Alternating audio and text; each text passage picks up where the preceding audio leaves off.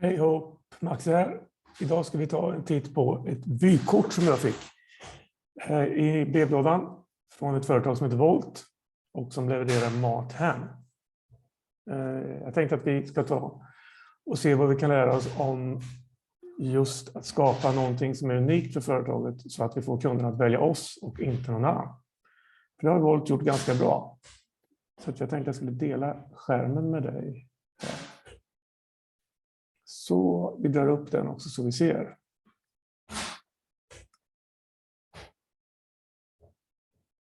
Så, där har vi framsidan på vykortet.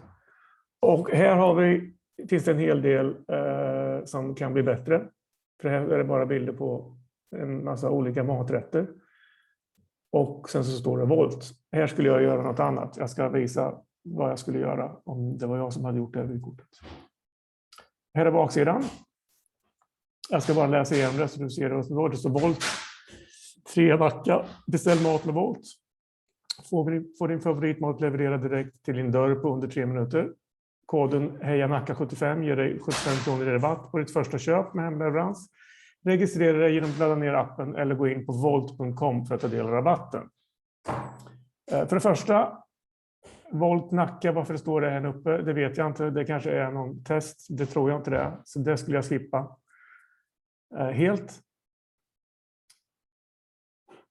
Beställ mat med Volt, den delen skulle jag ha med någonstans. Men det här nere det intressanta är, och som är deras USP då, varför ska jag välja dem och inte välja någon annan. Få din favoritmat levererad direkt till din dörr på under 35 minuter. Det där är rätt schysst om man är hungrig och man inte har lust att laga mat själv. Så den delen skulle jag ha lagt på framsidan. Och jag skulle haft den kvar här. Jag skulle också ha sagt beställ mat med Volt på andra sidan också på något sätt. Jag skulle även ha nämnt rabatten på första sidan. Den här bilden lämnar jag också en hel del som skulle kunna bli bättre med den faktiskt. Det är inga roliga bilder, det är dåliga bilder. Jag skulle dra upp telefonen ännu större. Så det är den biten. Den här delen, alltså får din favoritmat levererad direkt till din dörr på under 35 minuter. Lägg den på framsidan också. Heja Nacka 75% rabatt.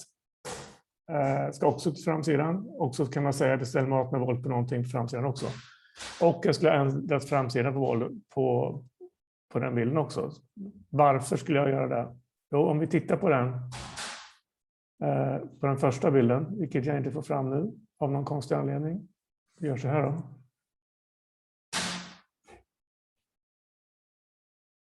Så gör vi så. Och så gör vi så. Det blev lite krångligt, men det spelar inte stor roll.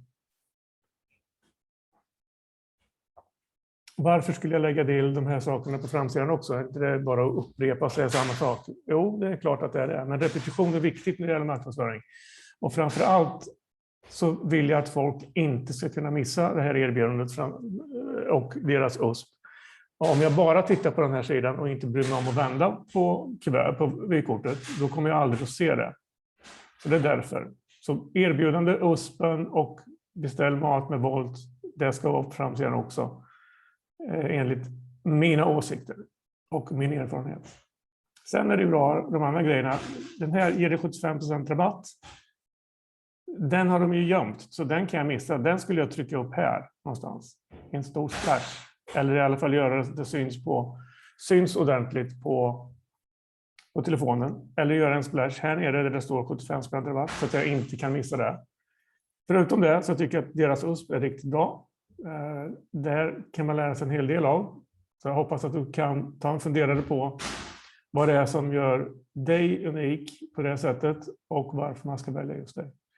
Vill du ha hjälp med att skapa en USP så är det bara att du hör av dig till mig på min mail som är krille@maxe.nu. Det är bara att hojta till om du behöver hjälp med något åt det hållet eller någon annan typ av marknadsföring. Tack för idag och så hörs vi. Hej hej!